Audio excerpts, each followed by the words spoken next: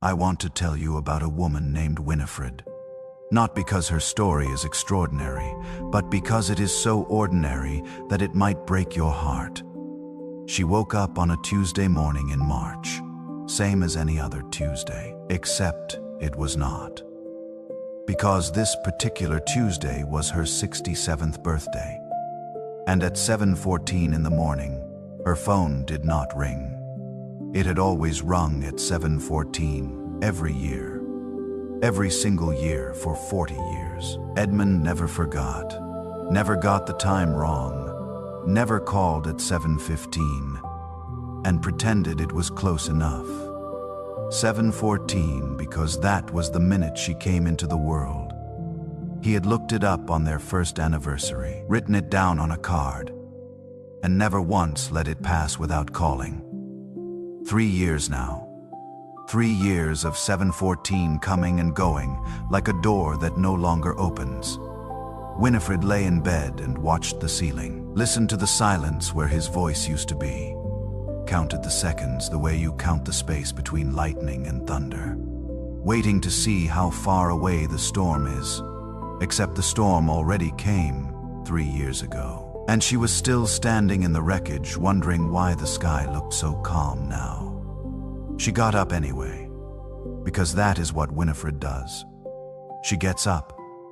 I have been watching her get up for 67 years. I watched her get up the morning after her father left. She was 9 years old and she made her own breakfast and walked herself to school and did not tell anyone, because that is who she was even then. Capable, quiet, carrying things no child should carry. I watched her get up the morning after she lost her first patient. A man named Gerald, 72. Heart failure. She had held his hand when he went. Driven home at 4 a.m. Saturday in her car in the driveway for 20 minutes. Then walked inside, changed her clothes, made coffee, and gone back. That is 35 years of getting up, 35 years of night shifts and 12-hour days, and holding other people's hands through the worst moments of their lives. 35 years of being the calm in someone else's storm, the steady voice, the one who knew what to do. And then Edmund died, and for the first time in her life, Winifred did not know what to do. He died on a Thursday, the 14th of March, 2021. A Thursday that looked exactly like every other Thursday in Ohio in early spring, a little gray, a little cold. The kind of day that does not warn you Edmund had been fine, more than fine. He had beaten the cancer 2 years before, 14 months of treatment, and he had beaten it. They had celebrated with a dinner at the restaurant where they had their first date. Winifred had worn the blue dress he always said was his favorite. Edmund had ordered the same thing he ordered 38 years earlier. Chicken parmesan, extra sauce. He said it tasted better the second time. 8 months later, he was cutting the grass in the backyard. Just cutting the grass. A thing he had done 1,000 times. And then he was not. Winifred was inside making sandwiches. She heard nothing. No sound, no call, no warning.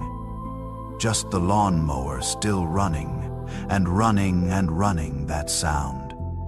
She still cannot hear a lawnmower without her chest doing something that has no name. I want to tell you what she found 4 days after the funeral. She was going through his desk.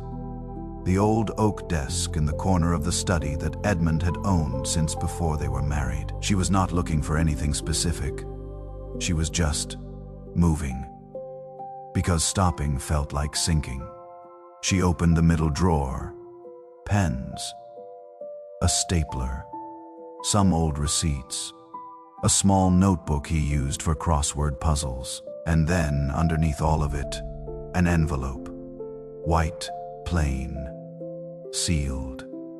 Her name on the front in his handwriting. That handwriting she would know anywhere. A little tilted to the right. The F in Freddie always a little too tall. She sat down on the floor. Right there on the study floor. Just sat down the way you sit down when your legs make the decision before you do. She held the envelope for a long time, turned it over, turned it back, pressed her thumb along the sealed edge, and then she could not. She just could not. She put it back in the drawer, closed it, stood up, walked to the kitchen, finished making the sandwiches even though there was no one to make them for. She put the envelope in a tin box, the kind that used to hold Christmas cookies, and she slid it under the bed. And she did not open it. For 3 years she did not open it. Because some doors, when you are not ready, you just do not. I knew she was not ready. I let her put it away, because I am not in the business of forcing open what a heart needs time to approach. I have been doing this a long time. I know the difference between avoidance and survival. And for 3 years, not opening that envelope was how Winifred survived. But I want you to understand something about those 3 years. I was there for all of them. Every morning she got up anyway. I was there. Every night she ate dinner alone at the kitchen table with the local news on because silence is worse than noise. I was there. Every Sunday she sat in the third pew from the back at church and sang the hymns she has known since childhood. Not because she felt anything, but because the words themselves were an anchor. I was there for that too. She thought I was not listening. She thought the prayers she whispered before bed were going somewhere dark and empty, like letters dropped into an ocean with no shore. She was wrong. I heard every word. I heard the words she said, and the words she could not say, and the long silences that were themselves a kind of prayer. The kind that comes when language fails, and all you have left is the weight of your own need pressing upward. I heard all of it. And I was already moving.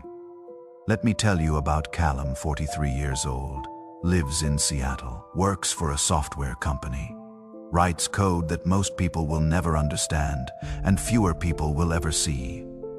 A good man, a man who loves his mother in the particular way that certain sons love their mothers, which is to say completely and helplessly, and with almost no ability to express it correctly. He calls every Sunday, 6 p.m. Pacific Time, 9 p.m. Ohio Time. Never misses. Which is a kind of Edmund in him that Winifred notices but never says out loud. He called the Sunday before her birthday. "Mom, we have been thinking, Rosalind and I, about the house." Winifred knew what was coming before he finished the sentence. Before the sentence was finished, she already knew its ending.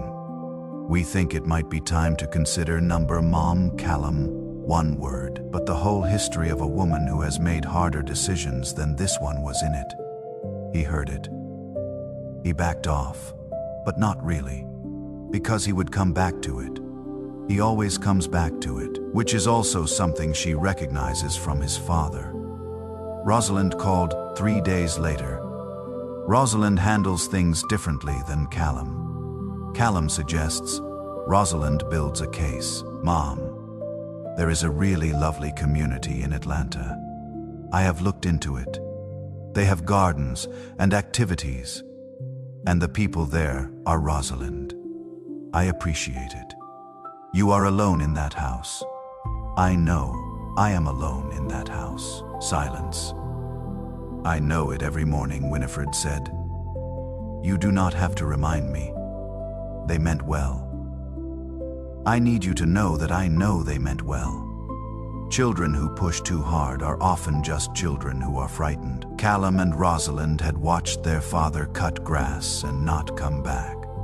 They had learned in one Thursday afternoon that the world does not send warnings, that the people you love can simply stop.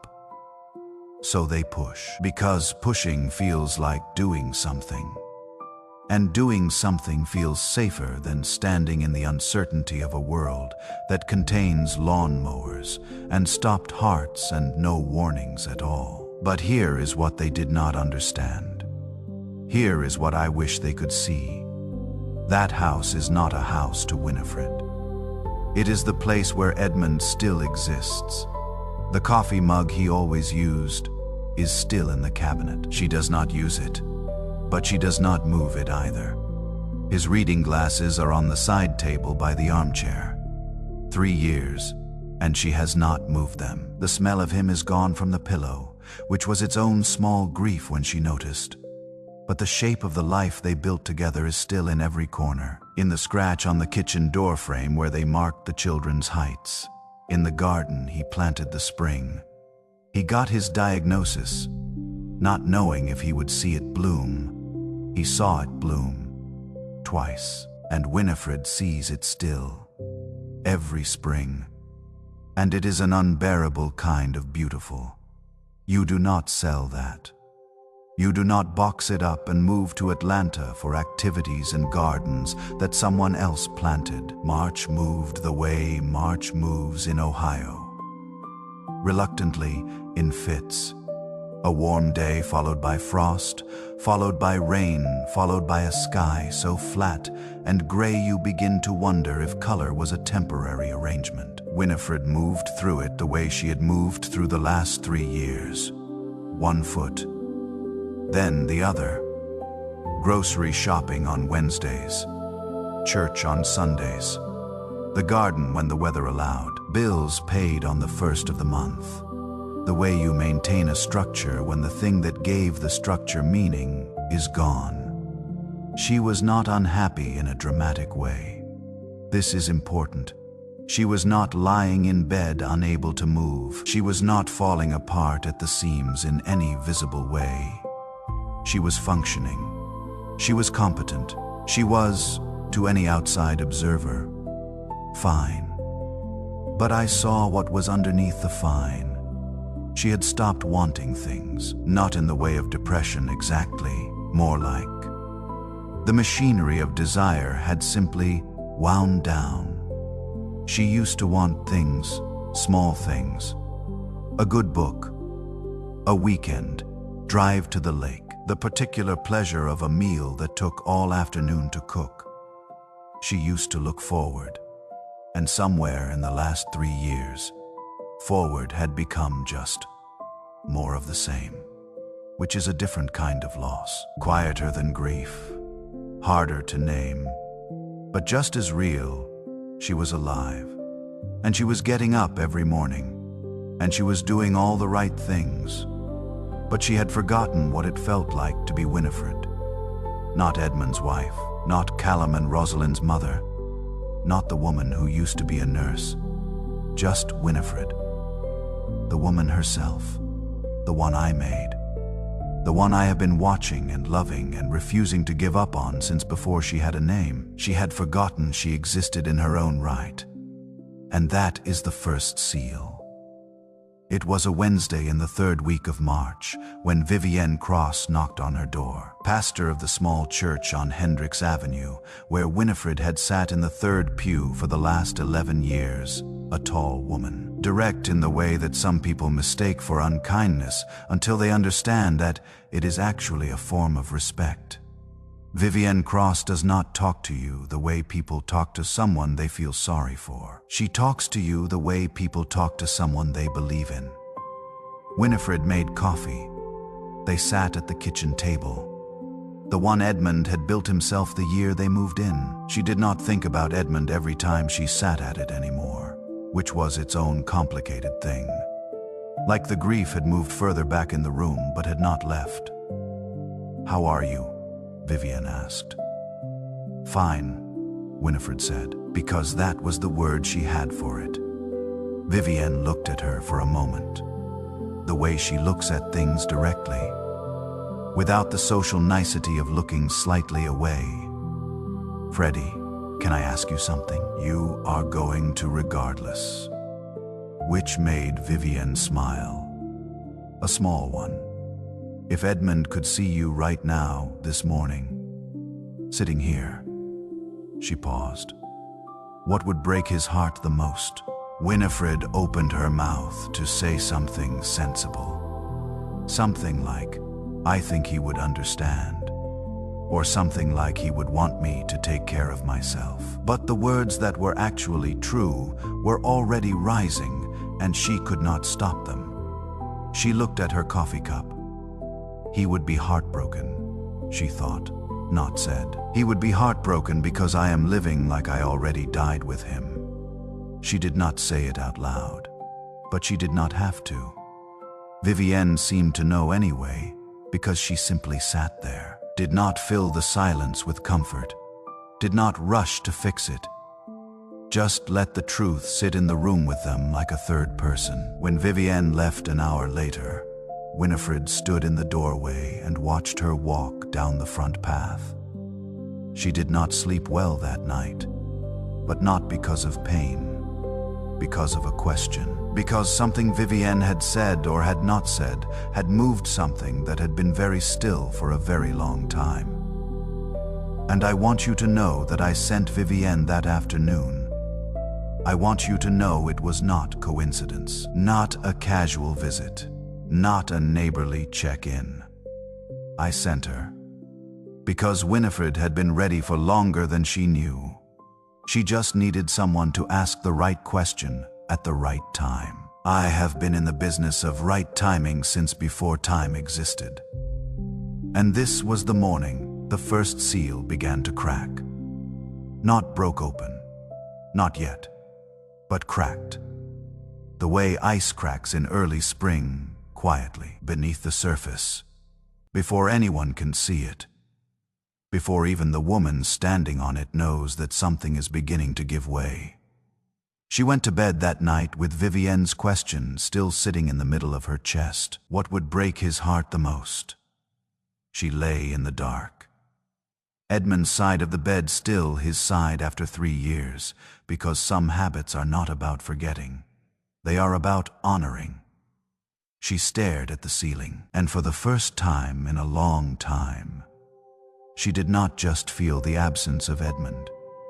She felt the presence of something else, something that had been quiet and patient and waiting. She could not name it yet. She would not name it for a while still. But it was there, and it knew her name, and it had been saying it, softly, steadily, without ceasing for 67 years. Some mornings arrive like an argument, cold and insistent, pressing against the windows before you are ready for them, demanding you get up and face whatever the day has decided to bring. The morning after Vivienne's visit was like that. Winifred was awake before the alarm, which meant she had been lying there thinking, which meant the question had followed her into sleep and back out again. The way certain questions do. The ones that are not really questions, the ones that are answers you are not quite ready to say out loud yet. She made coffee, stood at the kitchen window, watched the backyard the way she often did in the morning. Edmund's garden coming back to life at the edges, the first pale green things pushing up through the cold Ohio soil. Every spring she watched this and felt two things at exactly the same time: wonder and devastation. Because beauty and loss are not opposites. Sometimes they are the same event wearing different faces. She drank her coffee. She did not think about the question, except she did not think about anything else. I want to tell you something about the way I work. People expect the dramatic, the burning bush, the voice from the sky, the unmistakable sign delivered in a way that removes all doubt. But most of the time I work in the ordinary, in the Tuesday morning, and the cup of coffee, and the old filing cabinet in the corner that nobody has opened in 18 months. Which is where we begin. The second week of April. Winifred was going through some papers, not for any particular reason, just the low-level maintenance of a life. The kind of task you do to feel useful when feeling useful is the only thing holding you upright. She opened the filing cabinet and found, behind a folder labeled Insurance House, another folder. Edmund's handwriting. Insurance, other inside. A contract. A life insurance rider Edmund had added to a policy 6 years ago. She had known about it vaguely, the way you know about things your husband handles, because he has always handled them, and you trust him to handle them. She read the contract. Then she read it again. The coverage period had ended 14 months ago, 18 months. Actually, if you counted the grace period, she was still paying $340 every month. Had been paying it since Edmund died, because the automatic payment was set up, because no one had looked. Because when you are managing grief, and a household and a life that no longer has its co-pilot, some things just keep running. Without you noticing, she called the insurance company. She was on hold for 22 minutes. She counted.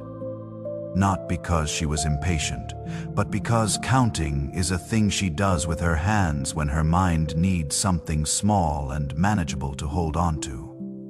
A woman named Brenda eventually picked up, and Winifred explained the situation calmly, clearly, the way a nurse explains a medical history, just the facts in the right order. And she asked for her money back. Brenda said she would look into it. Winifred said that would be fine, but she would call back tomorrow if she had not heard anything. And the day after that, if necessary. She hung up and sat for a moment at the kitchen table. It was such a small thing, a phone call, a filing cabinet, an insurance policy that should have been canceled a year and a half ago. But here is what I need you to understand about that small thing. For 3 years, every financial decision in Winifred's life had gone through Callum.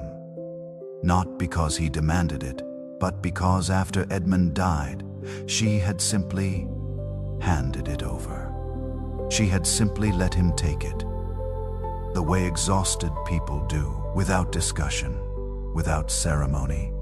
And Callum had taken it because that is how he loves, by carrying things. But this one she had found herself, handled herself, was following up on herself. It was not a miracle, it was a phone call. But sometimes, a phone call is the first brick, and the first brick is everything. 2 days later, she got a check in the mail for $4,250. 12 months of payments, the maximum the company would refund under their policy. Not everything she was owed, but enough. She stood at the mailbox and looked at it for a long moment. The Ohio wind doing that thing it does in April where it cannot make up its mind. Then she went inside, made herself a cup of tea, and called Callum not to report the situation and ask what to do, but to tell him what she had done. There was a small silence on the line before he responded. "That is great, Mom." But she heard something else in his voice. Something he did not say. Something like surprise. And then, underneath the surprise, something like relief. The particular relief of a child who realizes their parent is still in there, still capable, still themselves. She deposited the check the next morning. On the way home, she stopped at the nursery and bought 3 new plants for Edmund's garden. Not because she needed them, because she wanted them. Wanted. She turned that word over in her mind the whole drive home, like finding a coin you did not know you had lost. So ordinary. So completely ordinary. And yet, it was a Saturday when she first really spoke to Silas Morrow. She had seen him for years. Of course she had. He was her neighbor. But seeing a person and knowing a person are 2 entirely different countries with no direct road between them. Silas Morrow, 72. Retired history teacher. The kind of man who has strong opinions about the correct way to maintain a lawn and is not shy about communicating them. She had heard him on multiple occasions, sighing loudly in the direction of the house on the corner that let their grass grow too long. As if the sighing would accomplish something, as if grass would respond to editorial disapproval. She had, privately, found this slightly ridiculous. But on this particular Saturday morning, she came outside to check on the new plants and found Silas sitting on his front porch steps, not doing anything, not reading, not drinking coffee, not sighing at anyone's lawn, just sitting, looking at the middle distance with the particular expression of a man whose thoughts have gone somewhere he did not necessarily choose to go. She almost went back inside. Except she had 2 cups of coffee's worth of grounds already made, and he looked the way she had looked.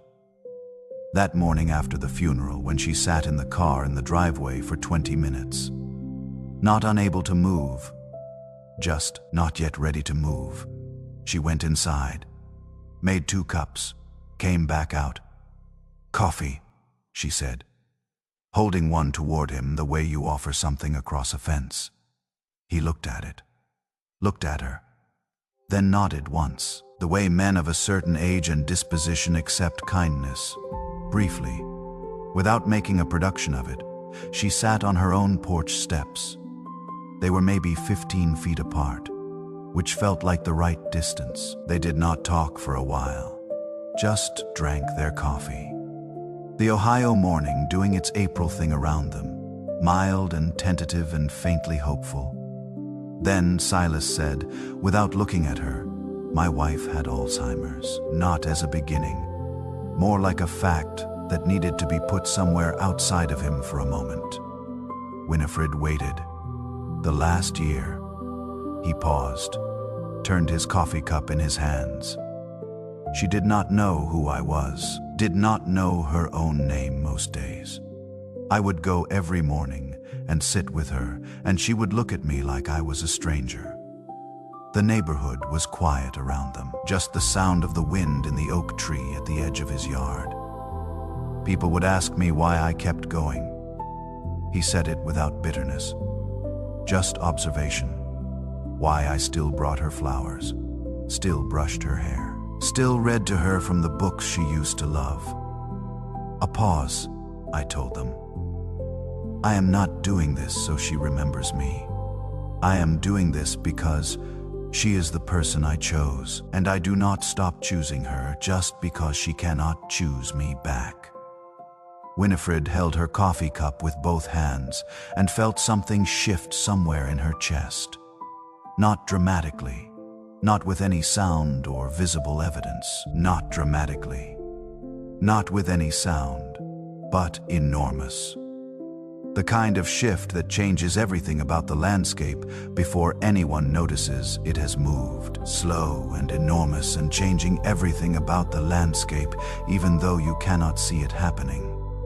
Because she had been carrying something she had not had language for until just now. She had been treating grief as evidence that something went wrong. Loving Edmund and losing Edmund, and the particular devastation of the lawnmower still running. She had been holding all of it like an accusation, like the universe had made an error, like the pain was a sign that something had failed. But that is not what Silas was describing. He was describing love that cost everything and paying it anyway, and not calling that a failure. She looked at Edmund's garden. The new plants she had put in 3 days ago, the perennials coming back on their own because that is what perennials do. They come back. My husband died in the backyard, she said. Not to make conversation, just because it was true and the morning felt like a place where true things could be said without needing to be managed.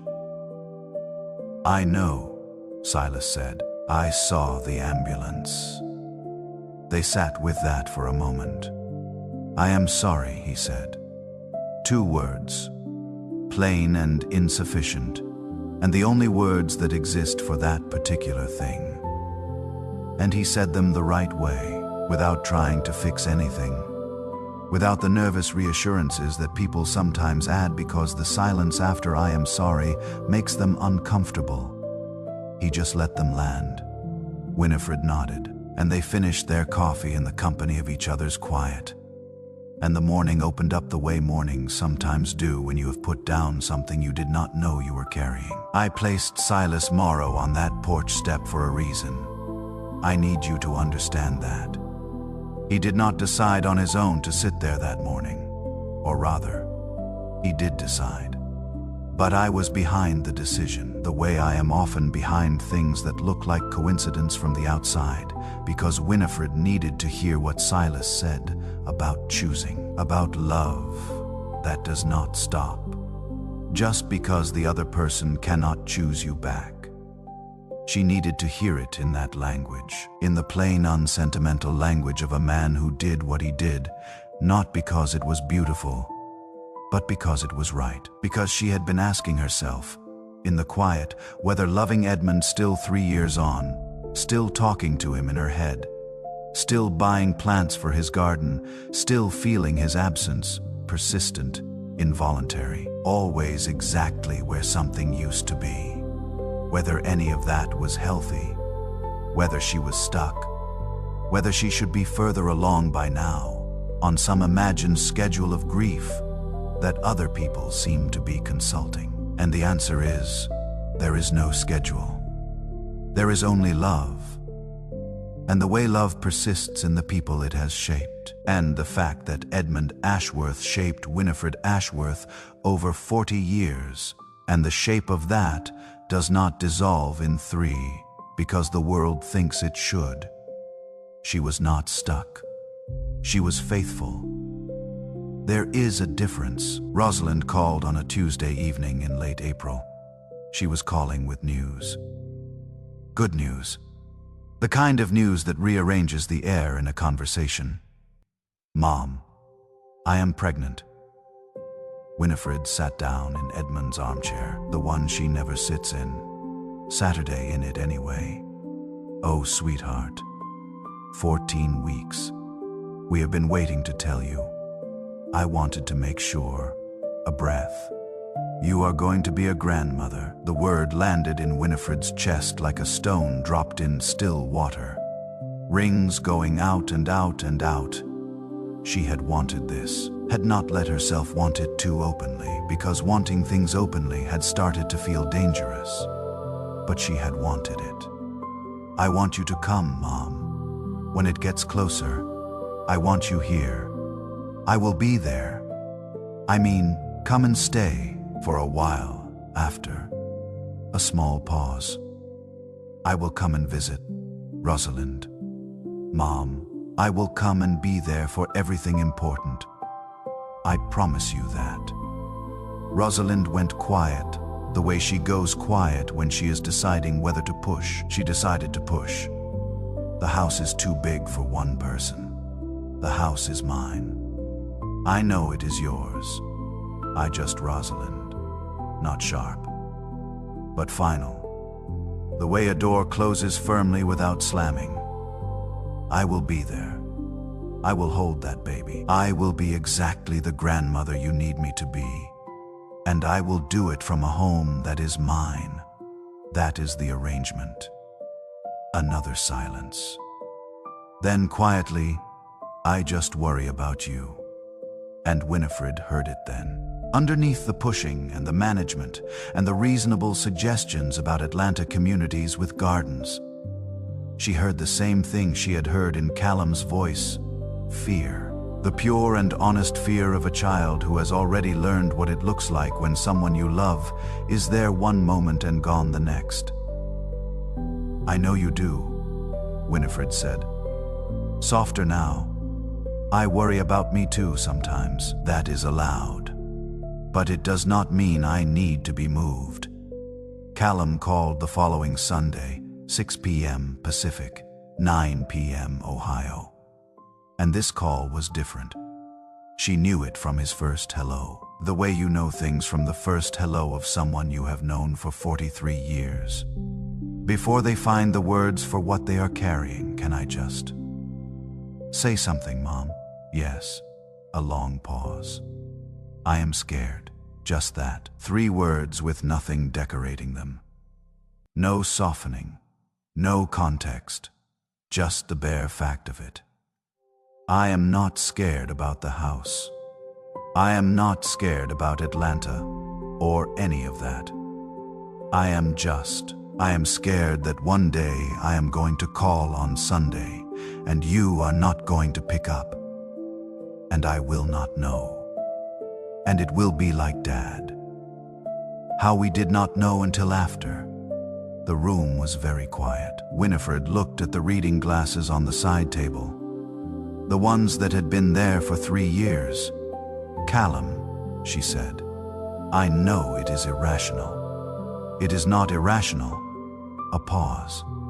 But I need you to hear what you just said. You are letting the fear of losing me decide how I get to live. And I understand why. But that is not fair to either of us. Silence. Your father did not die because he was living his life. Her voice steady, not angry, just true. He died because his heart stopped. That can happen anywhere. In Atlanta, in Columbus, on any given Thursday that looks like every other Thursday. She heard him breathing on the line. I am not going to stop living so that you can worry less. That is not love, sweetheart. That is just 2 people being afraid in the same direction. A long pause. Then, quietly, something that might have been a laugh if it were not so close to a sob. When did you get so direct? I was always direct, Winifred said. You just were not listening. I need to stop here. I need to stop here and tell you what I saw in that phone call. Because what looked like a difficult conversation was actually something else entirely. It was Winifred's voice coming back. Not the managing voice, not the capable in a crisis voice she had been running on for 3 years. Her voice, the one that says true things in plain language without apology, the one that told Edmund on their 3rd date that she did not have time for people who were not serious about their lives. The one that had, over 35 years of nursing, spoken truth to patients and families in the moments when truth was the only medicine left. That voice had been very quiet, and I had been waiting for it, because here is the thing about the second seal, the one over relationships. It is never really about the other people. It is about the self that got lost in the grief of losing someone essential. When Edmund died, Winifred did not just lose her husband.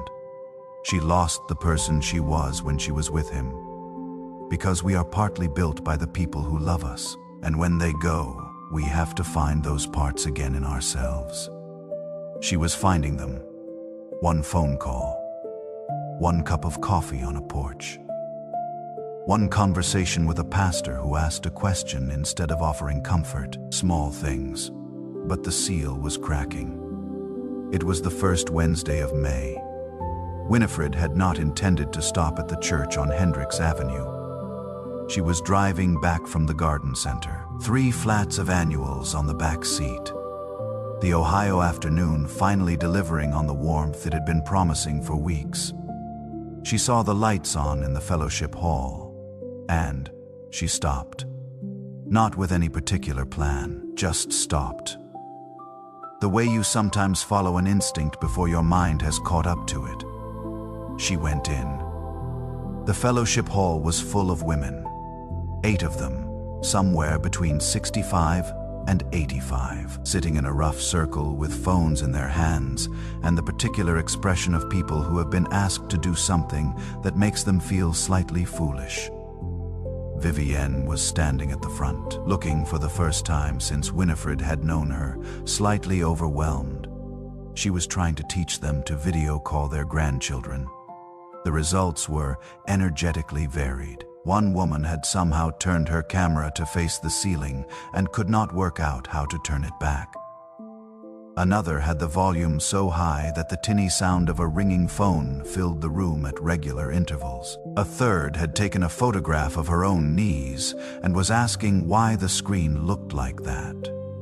Winifred sat down, and without announcing herself or asking permission, she turned to the woman next to her, a small woman named Dorothy who was holding her phone the way you hold something that might bite you, and said, "May I show you something?" Dorothy looked at her with the expression of someone who has given up understanding things but is willing to be shown.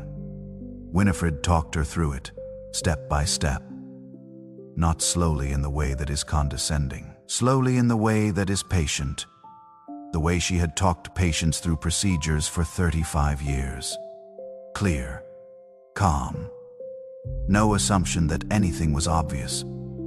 No impatience with confusion. Dorothy's granddaughter appeared on the screen, and Dorothy made a sound that was not quite words. The kind of sound a heart makes when it gets something it has been quietly starving for. Winifred moved to the next woman and the next, untangling problems, explaining things twice when once was not enough, turning cameras the right way around, finding the volume button, showing the photograph to the woman who had taken a picture of her own knees and saying with complete sincerity, "Actually, that is very clear. You figured out the camera." An hour later, as people were leaving, Vivienne came and stood beside her. "You are good at that," she said. Winifred looked up. "I am a nurse. Was a nurse. I explained things for a living. You were explaining things for a living. Now you are doing it for free on a Wednesday afternoon." A pause. Same result, though. Winifred began to say something modest. Something about how she just happened to be passing. Vivienne said, "We do this every Wednesday. Would you come back?" And Winifred said yes. Before the no she might have said had time to form. There was a woman sitting in the corner who had not spoken all afternoon. 74 years old, gray hair cut close, hands in her lap. The particular stillness of someone who has recently been cracked open and has not yet figured out how to be in the world with the crack visible. Her name was Octavia. Winifred noticed her the way nurses notice things. Not with words, just a registration. A note made in some internal chart. At the end of the afternoon, as Winifred was putting on her coat, Octavia came and stood next to her. They stood for a moment in the way people stand when they have something to say and are not sure if they have the right. Then Octavia said, "My husband passed 4 months ago." Winifred turned to look at her. "I have not been able to talk to anyone since. People say things and I hear them, but I cannot." She stopped, started again.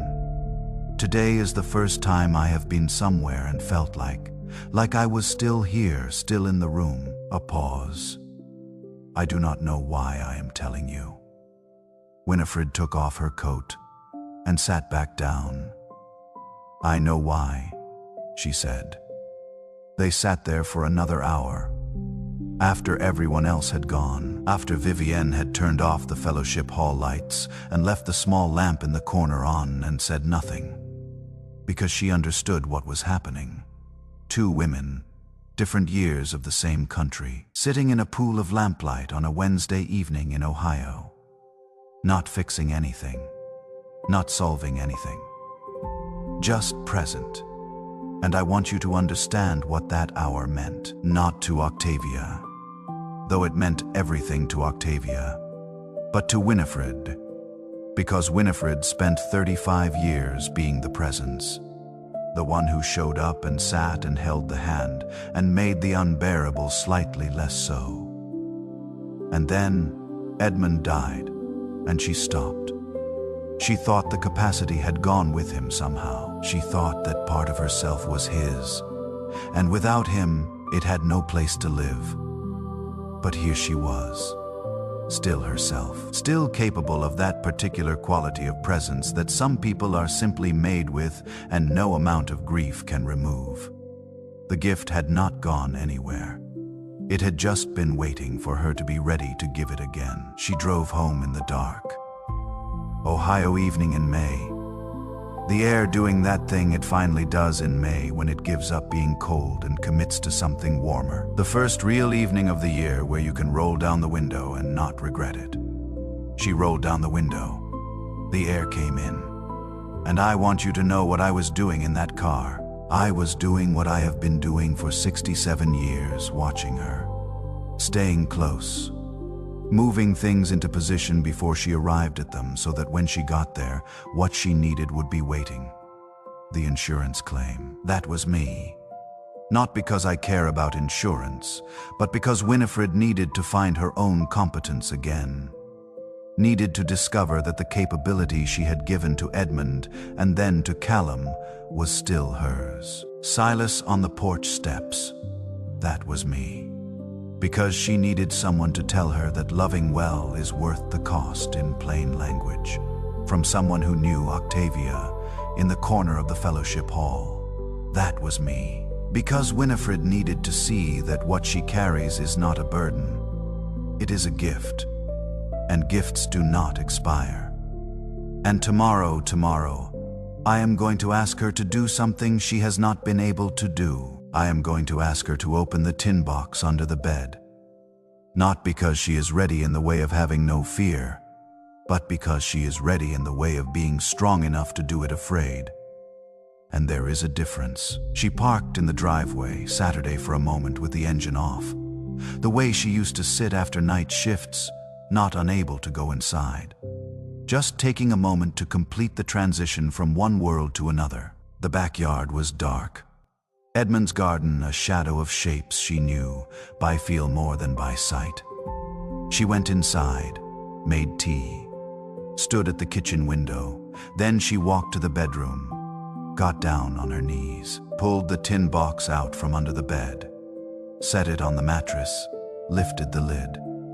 The envelope was there, white, plain, her name in his handwriting.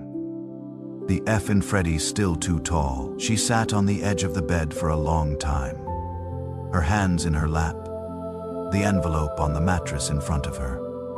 And then, the silence in the room changed. The way it had changed that morning after Vivienne's question, a quality of presence that had no explanation. Not frightening, not dramatic, just there.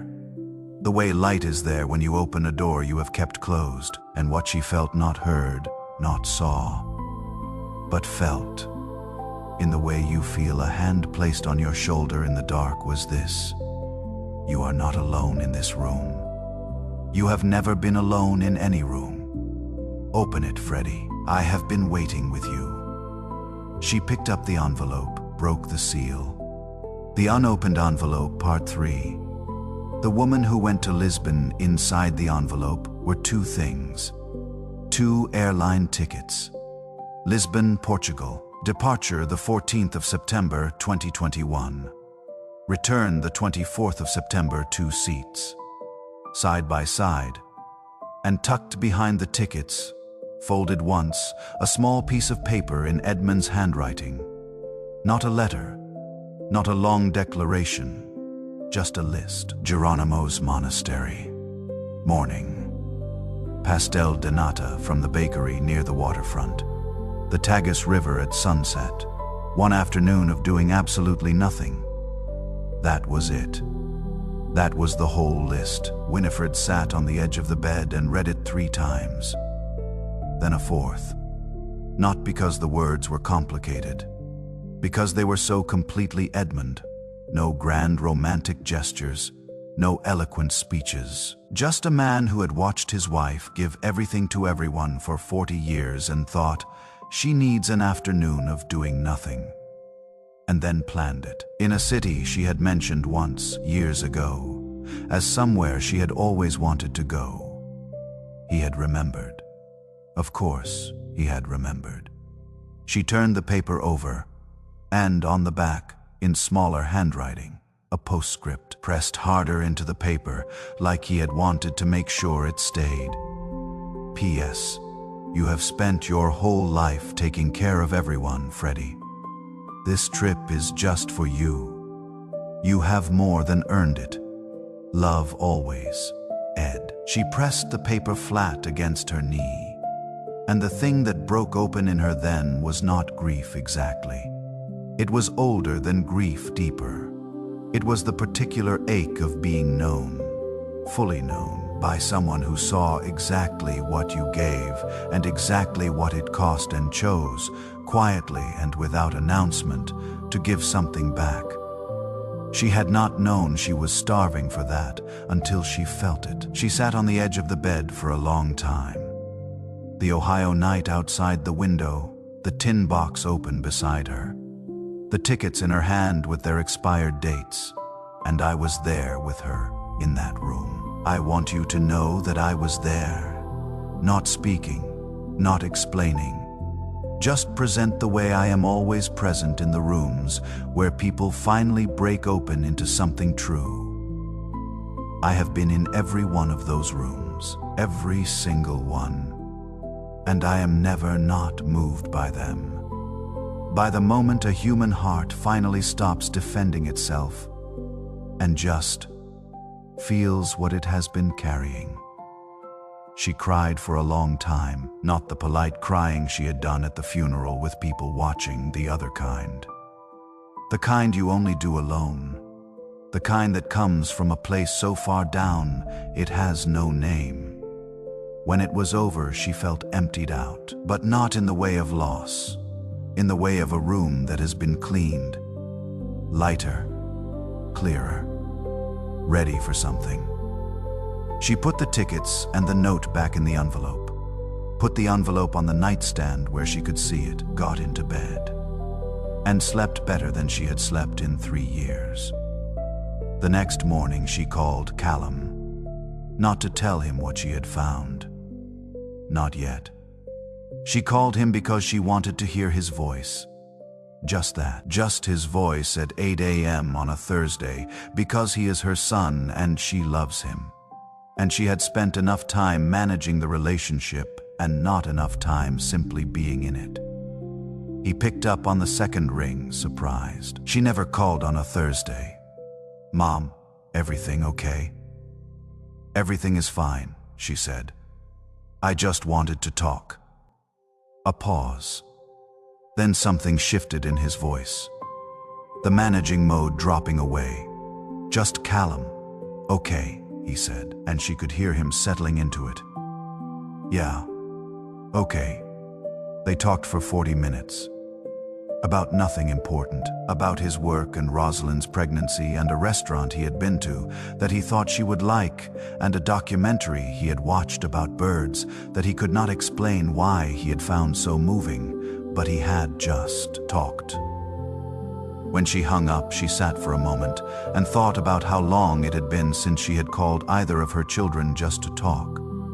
Not to report, not to reassure, just to be their mother in the ordinary daily sense of it. Too long. The second seal had not just been about letting people in. It had been about reaching out. About remembering that love is not a thing that maintains itself. It requires the small regular acts of choosing. The Thursday morning phone call. The coffee brought to a neighbor's porch steps. The hours spent in a lamplit fellowship hall with a woman whose grief was newer than yours, but the same shape. Love is a practice, not a feeling. Edmund had known that. He had practiced it for 40 years, in lists and plane tickets and phone calls at 7:14 in the morning, and Winifred Ashworth, who had been his student in this as in so many things, was finally ready to practice it again herself. She went to the Wednesday session at the church for the 3rd week in a row. Octavia was there. They sat near each other without making a production of it, just gravitated the way people do when they have shared something real. Afterward, walking to the parking lot, Octavia said, "I called my daughter last week. We had not spoken properly in 2 years." Winifred looked at her. She cried. Octavia said, "I cried. It was a disaster." A pause. It was the best phone call I have had in years. Winifred smiled, and Octavia looked at her with the particular directness of someone who has recently stopped having patience for anything less than honest. "You are the reason I made that call," she said. "I want you to know that." Winifred did not know what to say, which was unusual, so she said nothing. "Well, it'd be enough. I want to tell you what I saw in that parking lot. I saw a woman receiving, not saying, 'Oh, it was nothing,' or 'I did not do much.' Just receiving, standing still, and letting the truth of what she had given actually land. That is the third seal. Not the doing, the receiving, the allowing. The willingness to stand in a parking lot in Ohio on a Wednesday afternoon and accept that you matter to someone, that what you carry is not a burden but a gift, and other people can feel the difference. Winifred had been sealed against receiving for so long she had forgotten it was possible. The seal was open now. She booked the ticket on a Thursday evening in June.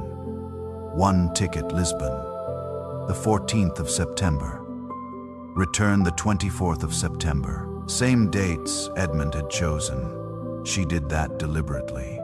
Saturday, with the deliberateness of it for a moment before pressing confirm. This was not avoidance of the past. This was walking toward it with both hands open. She called Callum. "I am going to Lisbon in September," she said. Silence. "Portugal," he said. "There is only one Lisbon, Callum. Mom, your father bought tickets for this trip 3 years ago. I found them in his desk. He planned it for our 40th anniversary." A pause. "I am going. I am just going later than he intended." The silence was different this time. Not resistance. Something else. Something working its way through. "He never told me about that," Callum said finally. "He never told anyone. That was very him." Another pause. And then, quietly, "Yeah, it was." She heard it. The grief in it. The love in it. The complicated mix of things that is what we carry for the people who shaped us. "Come home for Thanksgiving," she said. "Both of you, Rosalind, too. I will cook." "You sure?" "I have been cooking Thanksgiving for 40 years. I think I remember how." She heard him smile. Not saw it. Heard it. In the breath before he spoke. "Yeah," he said. "Okay. Yeah." Silas knocked on her door in late August. She had not seen him much through the summer. Glimpses, a wave. The comfortable acknowledgement of two people who have shared something real and do not need to perform around it. He stood on her porch with the expression of a man who has practiced what he wants to say and is hoping it comes out in the right order. "I wanted to tell you something," he said. She waited. "I was going to sell the house. In March, had already called a realtor. Planned to move to be near my daughter in Colorado." He paused, looked at the oak tree in his yard. "And then you brought me coffee, and I do not know. He stopped. "I decided to stay another season, and then another. I am glad I did." Winifred stood in her doorway. "I am glad you stayed," she said, and she meant it in all the ways it could be meant. He nodded, turned to go, then turned back. One morning in July, she had mentioned it to him. Not the whole story, just that she was going to Portugal in September. A trip Edmund had planned. She had not meant to say that much, but they were on their second cup of coffee and the morning was warm, and some things come out when you are not guarding against them. Silas had nodded once, not made a production of it, just nodded the way he does when he is filing something away. "Have a good trip," he said, as if he had known about it without being told, which she supposed was what happened when you paid attention to your neighbors. You just new things. I will, she said. The 14th of September arrived the way important days sometimes do, quietly, without fanfare, looking, from the outside, like any other Sunday morning in Ohio. Winifred drove herself to the airport. She had refused all offers of being driven, not out of stubbornness, out of something else. This was her trip. The beginning of it was hers too. The quiet of the car at 5 a.m., the empty highway, the particular quality of a world that is not yet awake. She had earned this solitude. She wanted to feel it. She checked her bag, found her gate. Saturday with a coffee and watched the planes. She was 67 years old. She was traveling alone to a country she had never been to. She had a list in her pocket written in her dead husband's handwriting. She realized, not afraid. She was the furthest thing from afraid. Lisbon arrived below the plane window like a dream of a city. White buildings climbing hills, the wide silver mouth of the Tagus opening toward the Atlantic, the light doing something she had no word for. Something about the angle of it. The quality. She pressed her face close to the window, the way Callum used to as a boy when they flew anywhere. And she thought, Edmund. Look, Edmund, look at this. She felt him look.